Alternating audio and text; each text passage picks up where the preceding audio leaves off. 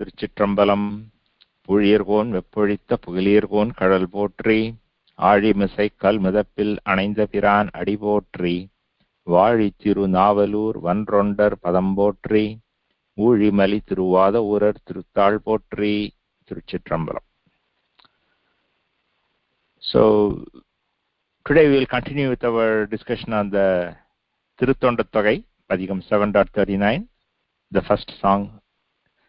Last time we had discussed the stories of the nayanmars in the first 4 lines of this verse. Now we will continue with the next nayanmar on the list on the song. Before we do that, Chakravarti, can you read the whole verse, the first verse? That way, you get familiar with the words and sounds. Yeah. tillai-vāḻ andaṇar tham adiyarkum adiyen. Yeah, just one minor correction. Tillai-vāḻ. Tillai-vāḻ. Okay. Vāḻ. Yeah, you have to zoom it so that you can see the difference in the symbol. Okay. tillai-vāḻ andaṇar tham adiyarkum adiyen. Adiyarkum adiyen. Adiyarkum adiyen. திருநீல கடத்துன்கு கண்டத்து கண்டத்து திருநீல கண்டத்து குயுவானார்க்கு அடியேன். Okay, let's do this. Okay, let me read each half line and then you can repeat. Okay, I will reach in the page. I will read each line. tillai-vāḻ andaṇardam adiyarkum adiyen. tillai-vāḻ andaṇardam adiyarkum adiyen. திருநீல கண்டத்து குயவனார்க்கு அடியேன். திருநீல கண்டத்துக்கு குயவனார்க்கு அடியேன். இல்லையே எண்ணாத இயற்பகைக்கும் அடியேன். இல்லையே எண்ணாத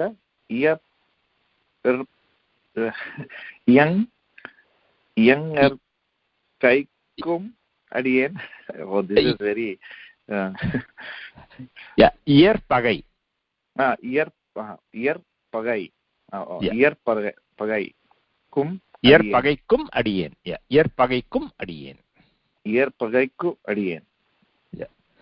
இளையாந்தன் குடிமாறன் அடியார்க்கும் அடியேன். இளையாந்தன் குடிமாறன் அடியார்க்கும் அடியேன். வெல்லுமா மிகவல்ல மெய்ப்பொருளுக்கு அடியேன். வெல்லுமா மிகவல்ல மெய்ப்பொருளுக்கு அடியேன். மெய்ப்பொருளுக்கு அடியேன். மெய்ப்பொருளுக்கு அடியேன். விரிபொழில் சூழ் குன்றையார் விரன்மிண்டர்க்கு அடியேன். விரிபொழில்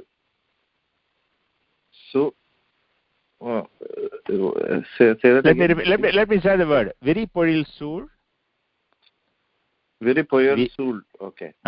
விரிபொழில் சூழ். விரிபொழில் சூழ். குன்றையார் விரன்மிண்டர்க்கு அடியேன். அல்லிமென் முல்லையந்தார் அமர்நீதிக்கு அடியேன். ஆரூரன் ஆரூரில் அம்மானுக்கு ஆளே. ஆரூரில் அம்மானுக்கு ஆளே.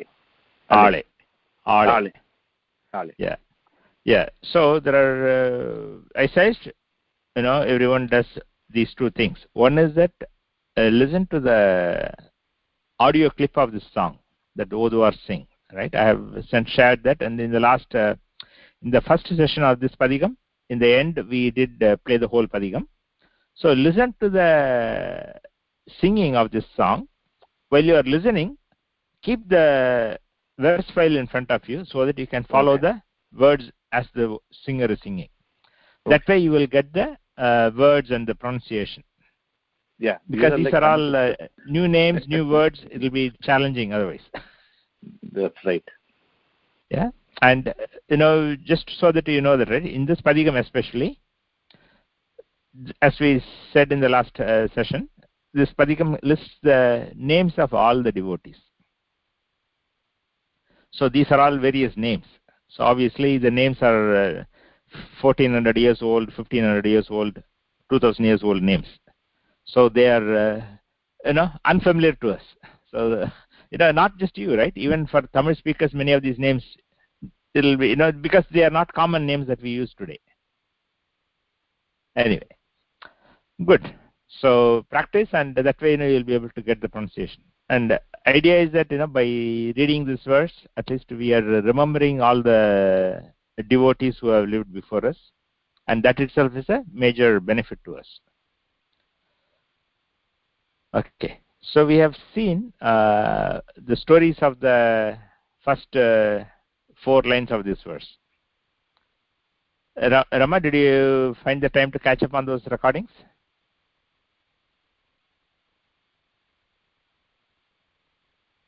She may be on mute. Okay, so we will continue with the Rama. Sorry.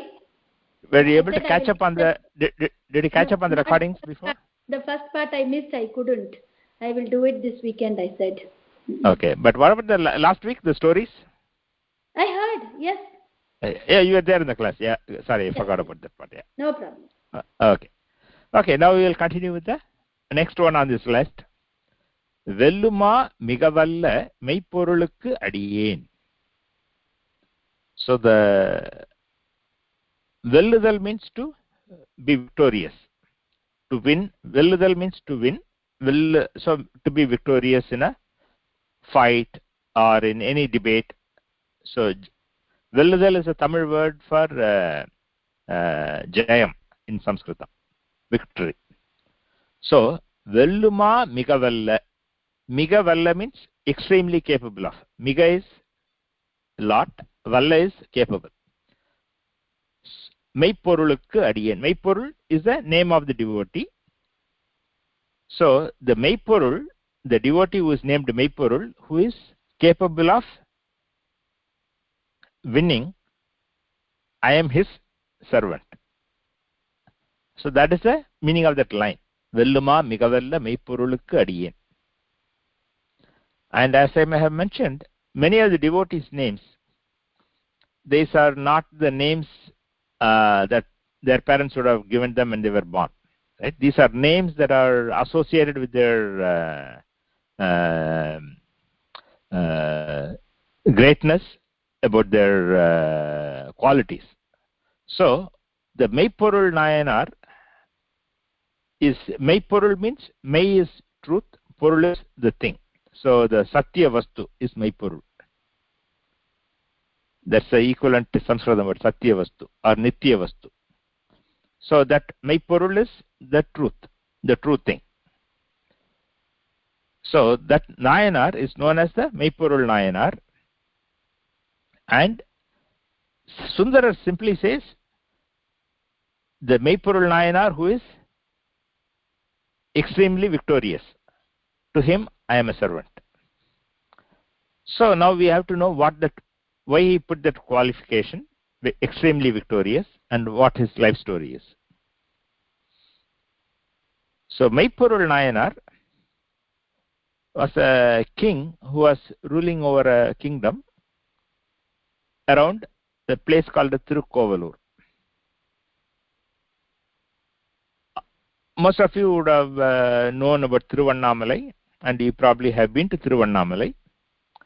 It's between Madras and Bangalore, in the middle, near Velur, south of Velur.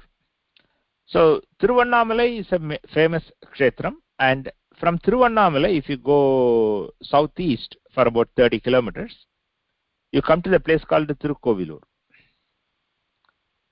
And that is a major kshetram, and there is a Shiva temple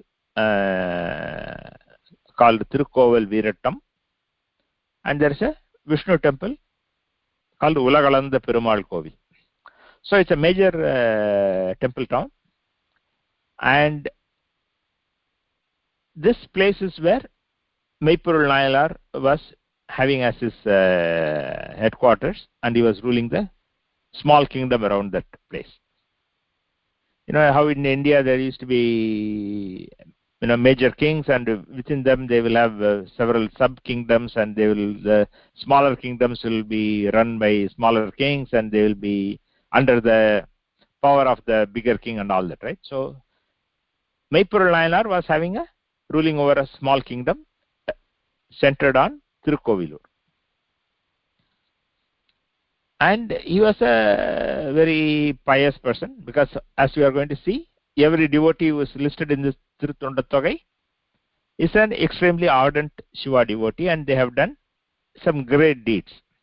Some which we know in detail, some which we only know very overview, right? We don't have all the details, but we only know the highlight.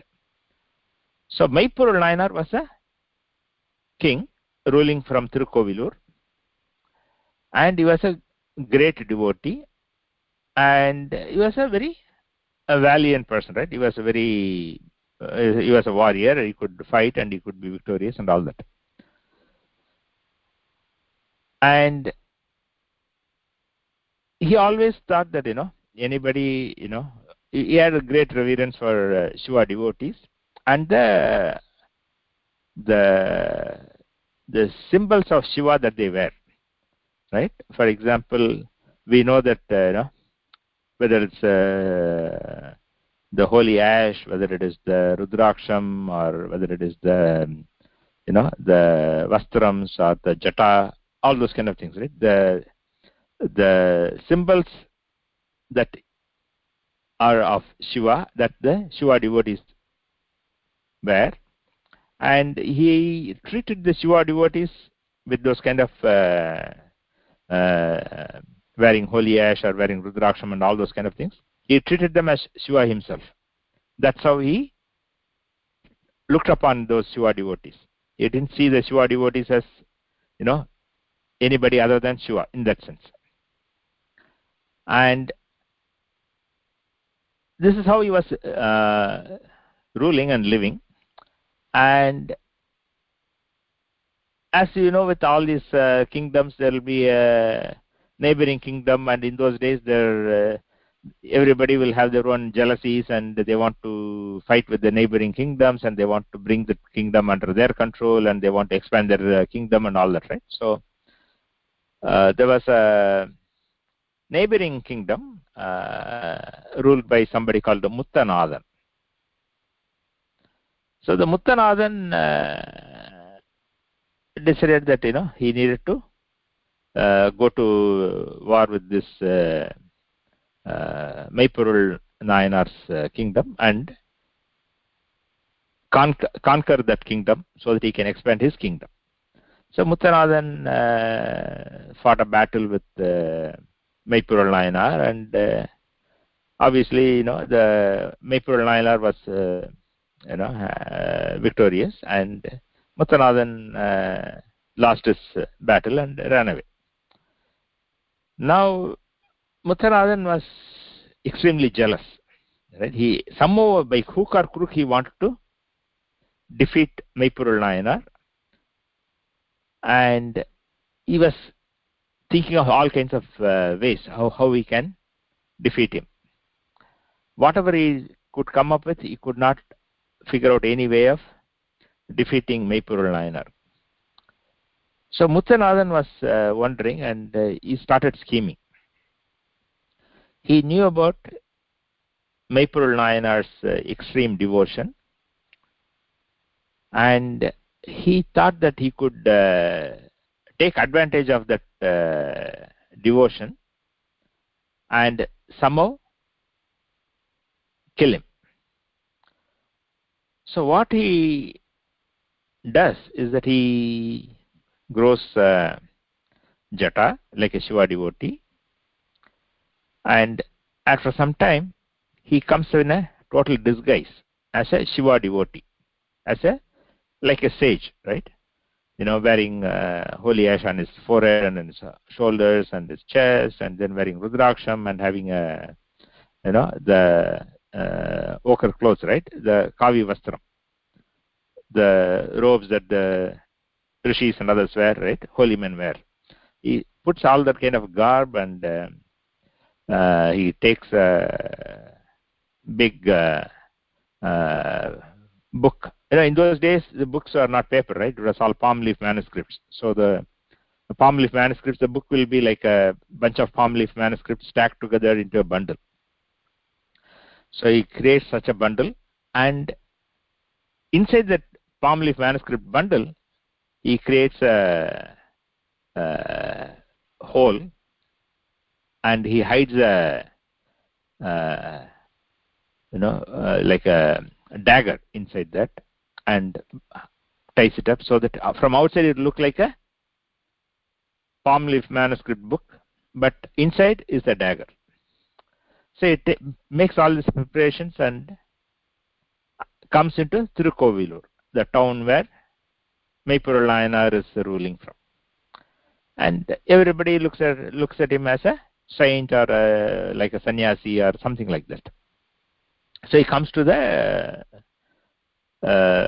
palace where meypporuL nayanAr lives, and obviously, as you know, in a palace there will be several layers of guards, and king will be inside. Outside there will be 2 or 3 layers of 2 or 3 entrances that you have to cross through before you can go inside. So the guards in the outer door, they let him in because they see the Shiva devotees. They know that all Shiva devotees can come into the palace at any time, so they let him in. So he crosses the first 1 or 2 levels of guards, and then he comes into the inner region of the palace, and there is a bodyguard standing guard at a door, and his name is Tattan. And Tattan is a very trusted, very brave bodyguard, and he stops this fake sannyasi. He doesn't know he's a fake sannyasi, but he stops the sannyasi and says, sir, the king and his queen are in the bedroom, so he is taking rest. So this is not the right time for you to go in. Please wait outside. But the fake sannyasi, he says that, hey, who are you? I am a great sannyasi, and I have come to meet the king. Who are you to stop me? So he pushes him around and then walks inside. You know how it is, right? When the Tattan is unable to stop, right? Because he has already pushed him around and he has walked in. And so as soon as this fake sannyasi walks in, he finds the king and the queen on the bed, and the queen suddenly becomes alert, and then she jumps out of the bed, and then the king also wakes up. meypporuL nayanAr wakes up. Then they find that some unknown Shiva saint has come in. So they will fall at his feet and namaskaram, and then hey, sir, it's my pleasure that you have come. And they do all the normal kind words and upacharam and all that they do, and then ask him, what can I do for you? And then the fake sannyasi says, hey king, I have a very ancient agamam manuscript with me, and I have come here to instruct you on that agamam, teach you that agamam, to give you upadesam from that agamam. The king is very pleased. meypporuL nayanAr is very pleased. I say, oh, it's my pleasure. It is my bhagyam that you have come to give me this knowledge and this upadesam. And then he arranges a proper seat for him to sit. And then he was going to sit down and listen to that. And then the fake sannyasi says, hey, this is a very secret knowledge, and when I teach you this knowledge, I don't want anybody to be around. So even your wife should not be around. So the king, meypporuL nayanAr, asks his wife to leave that room. So now these two are alone. So the fake sannyasi is seated on a proper high seat, And the meypporuL nayanAr is seated on the floor with folded hands, bowing in front of him in reverence, ready to receive the upadesam. And the fake sannyasi, the Muttanathan, realizes that this is the right opportune time, so he opens the bundle and takes out the dagger and stabs meypporuL nayanAr many times. And as you can imagine, as soon as he got stabbed, we let out a pain of cry of pain, right? And then as soon as this sounds were heard outside, the Tattan, the bodyguard, rushes inside, and he sees the scene, right? The fake sannyasi with his dagger stabbing Muttanathan. Stabbing meypporuL nayanAr. And so immediately, he is the bodyguard, right? So he pulls out his sword and is ready to kill the fake sannyasi. But at that time, meypporuL nayanAr puts out his hand, stops Tattan from doing that. He says, Tatta namar. It's a very powerful statement. Tatta means, O Tatta, addressing Tattan, the bodyguard. And the next word is namar. Namar means, is our man. Meaning, the fake sannyasi is a devotee of Shiva, so don't do it. Don't harm him. And Tattan was shocked, but he couldn't disobey the king, right? The king is saying, don't do it, don't harm him. So Tattan was shocked and then asked the king, what should I do now? So the king is lying in a pool of blood. He says, make sure that this person is escorted out of our town safely. So Tattan takes that fake sannyasi along and enters the streets of the town. And obviously by this time, the words are spread out, because all the king's men and all the nearby folks, all the town, everybody knows that this has happened. So a lot of people want to attack this fake sannyasi and kill him. But Tattan tells all of them that don't touch him. This is our king's order that he should be taken safely away from the town. And so Tattan takes this fake sannyasi, the Muttanathan, all the way out of the city limits, and he takes him into the forest area. And then once he feels sure that nobody else will come to harm this guy, he lets him go and then returns back to the palace and tells the king, O king, I have done what you told me, and he has safely gone from our city. So the meypporuL nayanAr was so happy to hear these words. Then he says, O Tatta, who can do such a great help to me? No, I will never forget your help. That kind of a thing. He was a bodyguard doing his duty, but the king, meypporuL nayanAr, felt that Tattan has done a great service to him. And then, of course, he instructs his prince to how to run the kingdom, etc. And then he dies. Of course, in all these kind of stories, Shiva will appear and take him to Sivalokam. So this is the life story of meypporuL nayanAr. So what this highlights is the high level of devotion a king had, meypporuL nayanAr had, and how much respect he had for the symbols of Shiva, the holy ash and the Rudraksham and all those things, and how he treated even a killer who came and attacked him and killed him, how he considered even him, such a person, to be not harmed by him. right? Even though he has, he was attacked by this fake sannyasi, he didn't want to any harm to come to this fake sannyasi because he was wearing the guise of a Shiva devotee. That much respect he had for that holy form. So that is the summary of the story. If you have any comments or questions, we can discuss.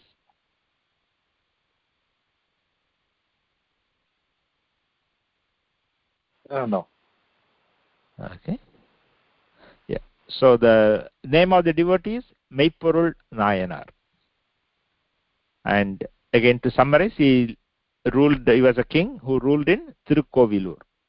So next time you go to India, or whenever we go, you go to Tiruvannamalai or any temple visits in that area, see if you can plan to go to Tirukkovilur. Obviously, the palace will not be there. All that is, people in the town may not even know about him. But you will go to the Shiva temple, and in the Shiva temple, you will find a sannidhi for meypporuL nayanAr. And that Tirukkovilur temple is one of the Ashtaviratatalams. I think I may have mentioned this. There are 8 valorous deeds of Shiva. Things like burning the 3 forts, kicking Yama, killing Andakasura, burning Manmata. Those kind of 8 valorous deeds. And so there are 8 temple towns associated with these 8 legends. So they are known as Ashtaviratatalams. And yeah, go ahead. What is the Viratam here then? What is the associated for Shiva's valor here? Yeah, And, so this... is there a link? Yes, in Tirukkovilur, that is, it is the Shiva killing the Andakasura. Mm-hmm. So Andakasura was obviously a demon, and like in all these things, the Devas he was creating all kinds of troubles, and nobody could beat him, and finally he gets destroyed by Shiva. Shiva kills him by plunging the Trisulam, trident, on the chest of this Andakasura, and that's what you would see. That is a legend associated with this particular town, this temple, Tirukkovilur Viratam. So all these 8 temples will be having the name Viratam in the end. The place name will not have that, but the temple name will have it. So this temple is known as Tirukkoval Viratam. Similarly, in Tiruvadigai, it will say Tiruvadigai Viratam. So other places like Vazhavur, it will say Vazhavur Viratam, and Kandiyur Viratam. So Viratam is one of the Ashtaviratatalams, the place of the, So that is what you will find. Again, whenever you go, you can tell me and I can give you that more information. Okay. Yeah. So again, we may look at this story and say, hey, how can somebody be like this, right? A killer, somebody who just stabbed you several times and you are in the process of dying. How can somebody show such kindness to the killer, right? We have seen the story of Gandhi and how he was trying to be kind to the enemies or whatever, right?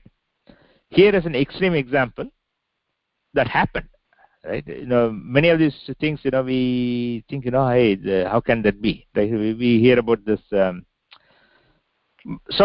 in the nAyanAr stories, we will find that every one of them really happened, because they are normal people who lived normal lives, but they had their extreme devotion and they did these kind of incredible acts. That's why they are special.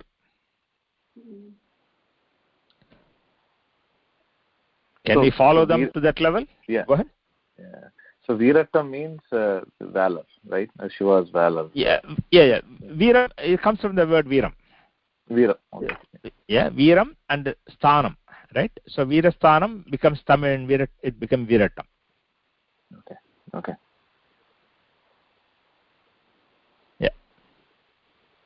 So the other viratams, like plucking Brahma's fifth head, or killing killing the elephant, those kind of things. So there are the 8 ones. Okay, next one in the list is viRanmiNdar kundrayar viRanmiNdarku adiyen. So this means that Kundrai is short form for Sengundrur, and Sengundrur, this particular Sengundrur is in today's Kerala. In Kerala there is a place called Kollam, and about maybe 20-30 kilometers from Kollam is this place Sengundrur. In today they call it Shanganur. And this devotee viRanmiNdar, he hails from that place in what is today's Kerala, and that place is surrounded by lot of groves and gardens and forests, right? That's why he's saying viRanmiNdar kundrai. Means viri means spread out, poril means gardens and groves, sur means surrounding. So the kundrai, the Sengundrur, that is surrounded by nice big groves and gardens, from that town hails the devotee viRanmiNdar, and to that devotee viRanmiNdar I am a servant. That is the meaning of that line. viRanmiNdar kundrayar viRanmiNdarku adiyen. Now, who is this viRanmiNdar? Again, we don't know whether that is his original name, but that's how he was known. Meaning he is a very staunch devotee and who is a very strong devotee. So this viRanmiNdar hails from, as I said, in Sanganur near Kollam in Kerala. So he was on a pilgrim tour, right? He was on a pilgrimage. He was going from place to place to place, and he had come to Tiruvarur. As you know, Tiruvarur is a very major Shiva temple, and this padhigam, tiruttoṇḍattogai, is sung in Tiruvarur. And again, this is a temple that we all should see.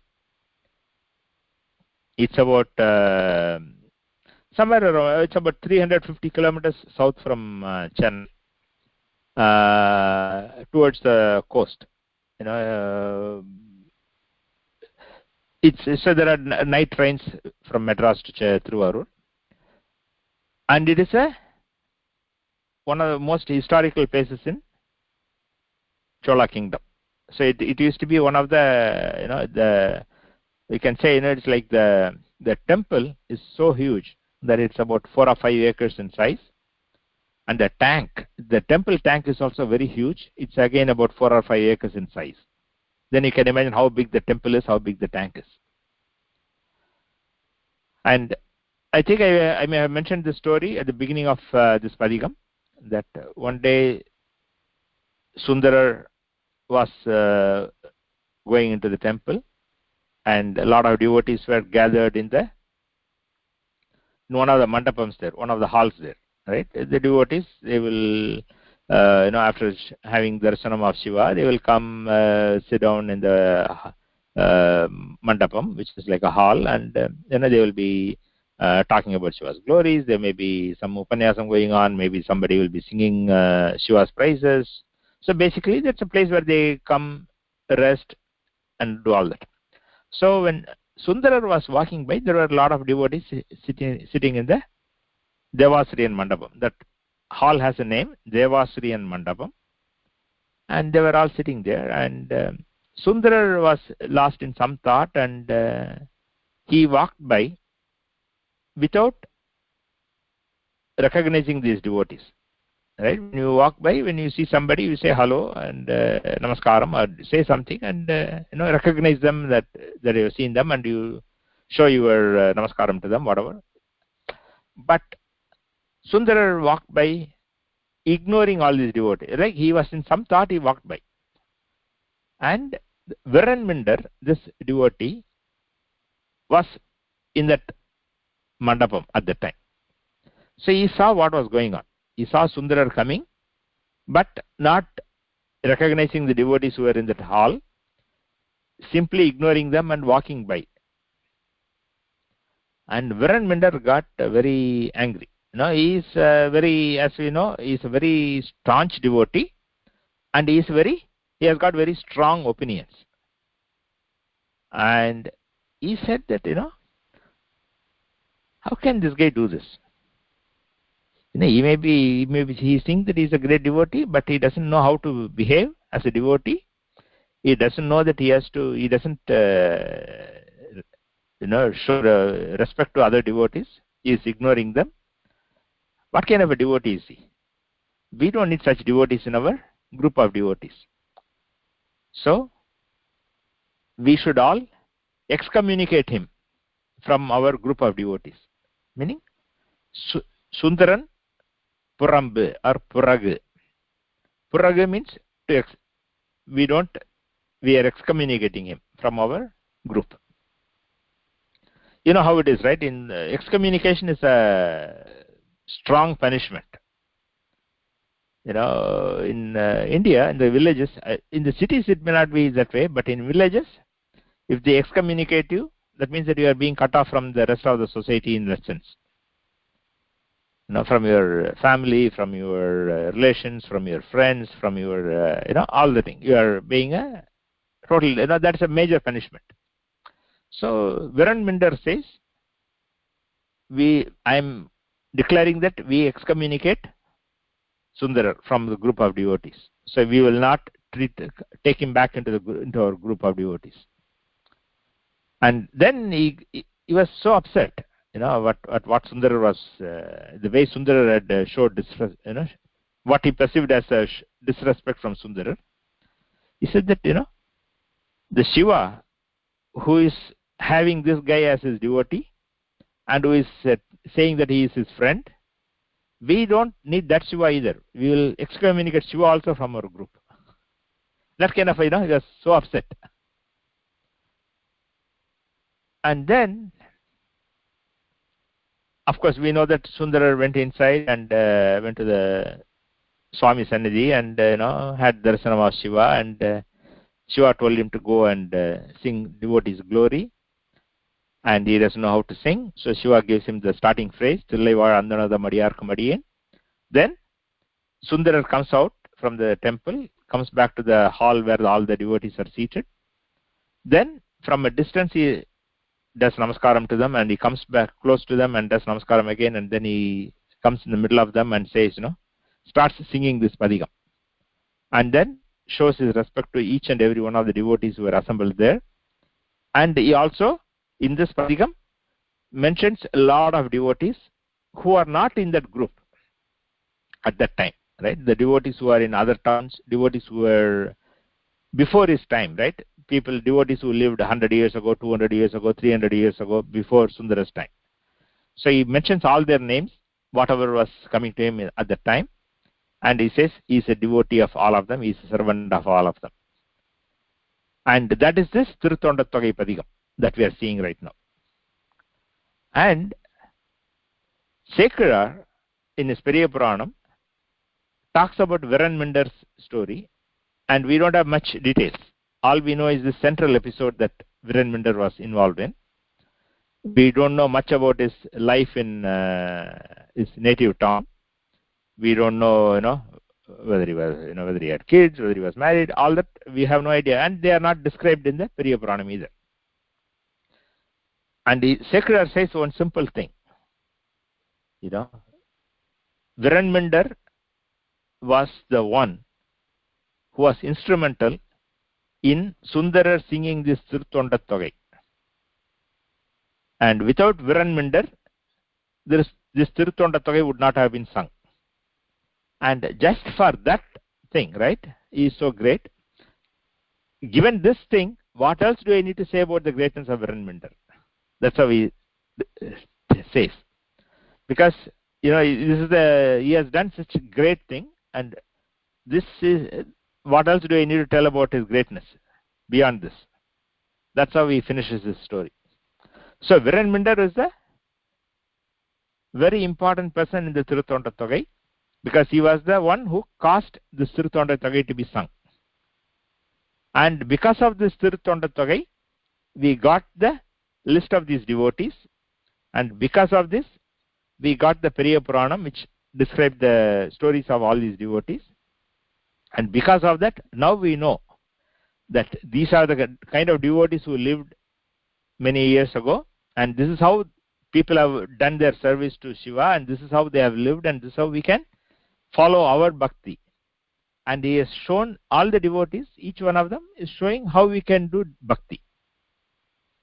Right? Everyone is unique, everyone does bhakti in different ways. And as you will see in these stories, how the devotees lived and served the devotees, and how they served the Lord, and how they achieved union with the Lord. So this is our guiding light, right? Because depending upon our inclination and our interests and our skills and our position in life and our wealth and all that, each one of us will be able to follow one of the devotees as our guide and try to emulate them. So the tiruttoṇḍattogai is giving a list of such role models and guidance on how we can express our devotion. So just for that, this tiruttoṇḍattogai is so important, and because of that, viRanmiNdar is the one who was the force behind the tiruttoṇḍattogai being sung. So he is so special. So that is the gist of viRanmiNdar. So I will stop here, and if you have any questions or comments, we can talk.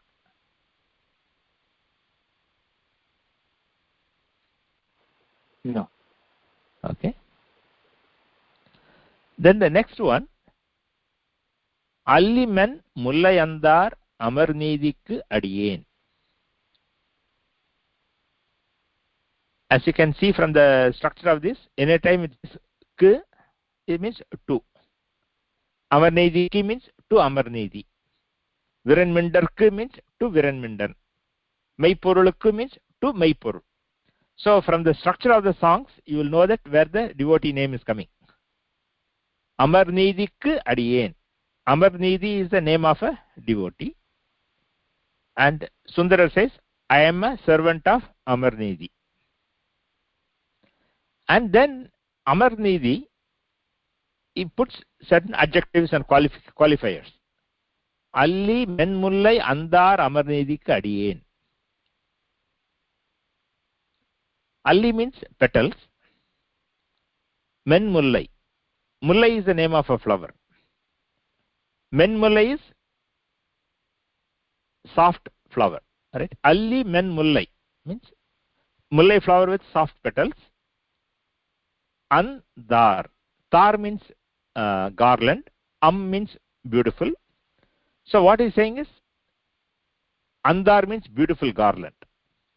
So a beautiful garland made up of soft petaled mullai flowers, and that garland is being worn by amarnithi. So amarnithi wearing a soft mullai garland, to him I am a servant. So we may wonder, what does it indicate?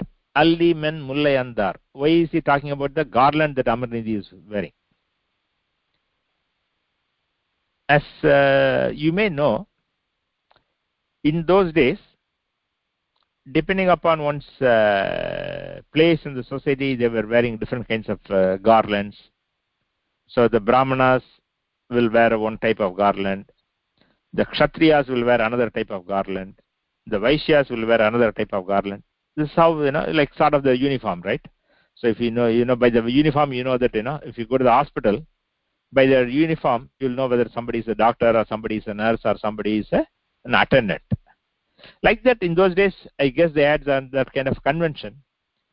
So the Vaishyas, the merchant class, they were wearing the mullai garlands. So by describing that garland, Sundar is indicating that amarnIthi was a person from merchant class, Vaishya. That's all we know from this line, that amarnIthi was a Vaishya, and to that amarnIthi I am a servant. But then in Periya Puranam, Sekarar gives the full story of amarnIthi nAyanAr. So amarnIthi nAyanAr was a merchant, was a rich merchant, and he was living in a place called Pazhayarai, close to Kumbakonam. Have any of you been to Kumbakonam?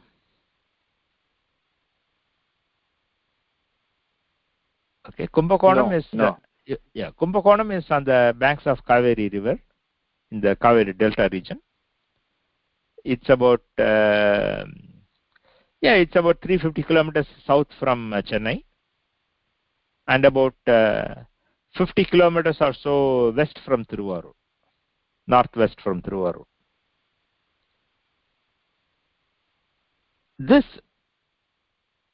place, Pazhayarai, he was a merchant, and he was a very staunch devotee. As I said, every person who is mentioned here by Sundarar is a great devotee of Shiva. And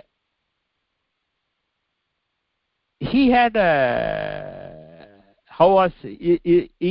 one of the services he was doing was that he would feed the devotees, and he would give them clothing.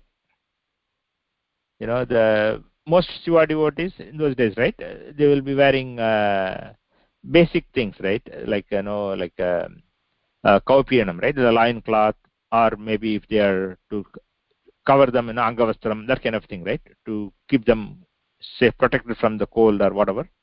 So he was giving such basic clothing like the lion cloth and like a cloth to wrap them around in case of cold, and he was feeding them. So this is his general service. And of course he was a great Shiva devotee. And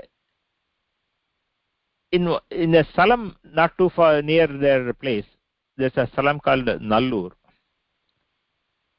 There is a major big Shiva temple, and as you know, in the temples there will be annual festivals. Maybe once in 6 months they have festivals. There will be Rathotsavam, there will be a 10-day festival. So in those kind of festivals in Nallur, this amarnIthi nAyanAr had a facility. He had a place where he would provide annadanam, food for the devotees who are coming to the festival, and he will give away lion cloth for the Shiva devotees, so on and so forth. That kind of a service he was doing. Like even today, if you go to India, when there is a major festival, and you will find that there will be a lot of charity work that is going on, right? There will be people giving free food, people will be giving free water, free juice, whatever. You will find that in major festivals. Like that, amarnIthi nAyanAr had set up a facility, and he was feeding the devotees and providing the lion cloth, etc. And so this festival occurs, let's say, once a year. Imagine that it's a 10-day festival occurring once a year.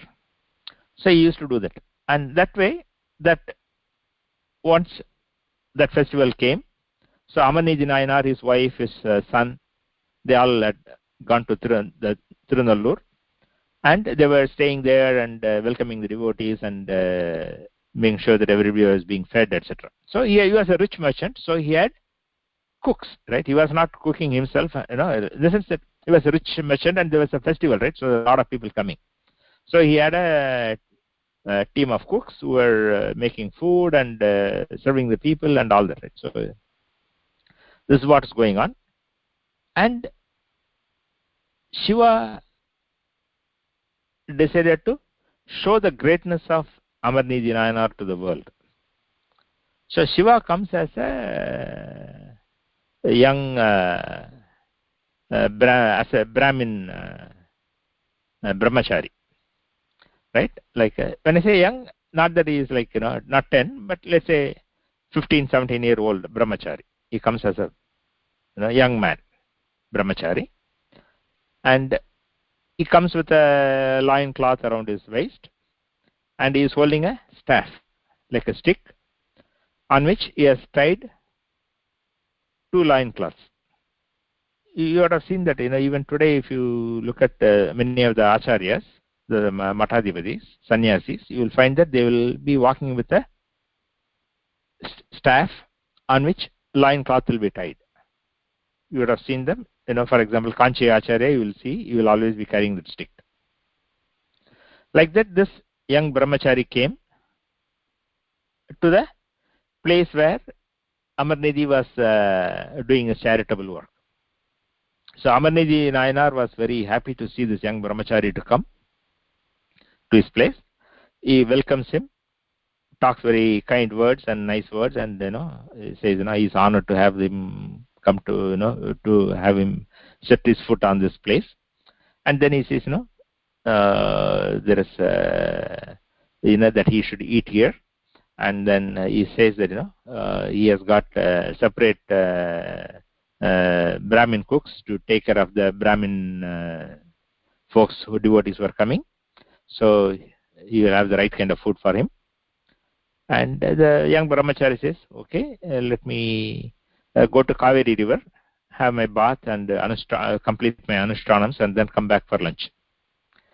And then he says that the young brahmachari says, I have this. He takes out one of the 2 loin cloths that was tied to his staff, and he gives it to amarnIthi nAyanAr, and says, this is a very special loin cloth. I don't have to tell you about the greatness of this loin cloth.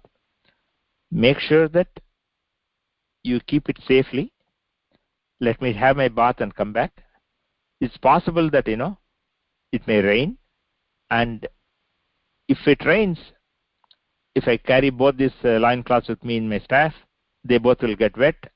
So I'm giving one of these to you to keep it safely, so that in case it rains before I come back and I get drenched, and both my loin cloths, the dry loin cloth is drenched, I can come here and change to the dry loin cloth that I'm giving you now.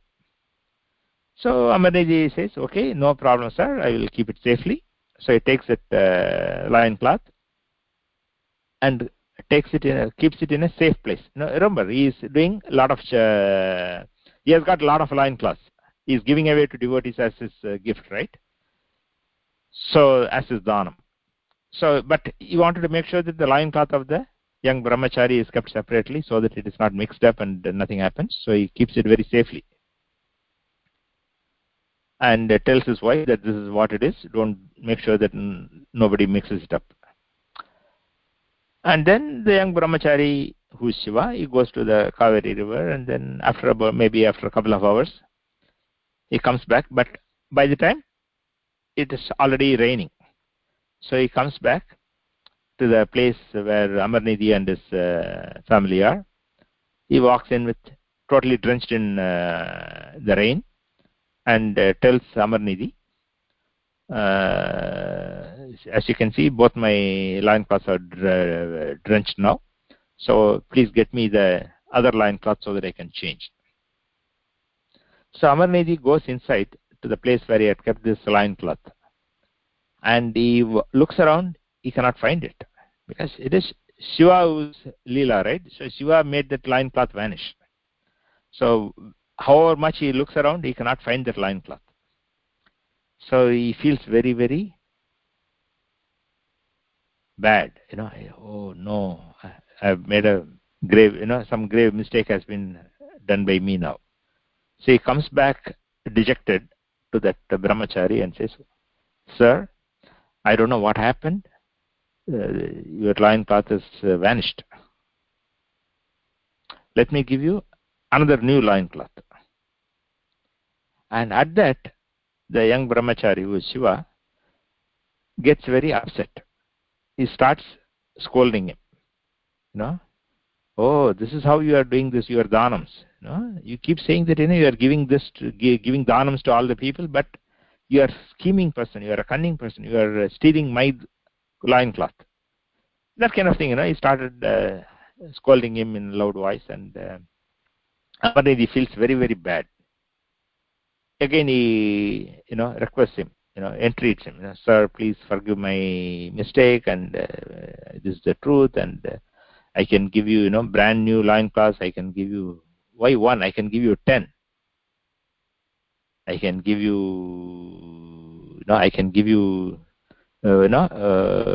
silk vastrams. I can give you silk clothing. I can give you, gold and gems and all that I can give you. Please take that in exchange and forgive my mistake." So the brahmachari says, "What use is your silk clothing and your gold jewelry? What do you need? All I need is a loincloth.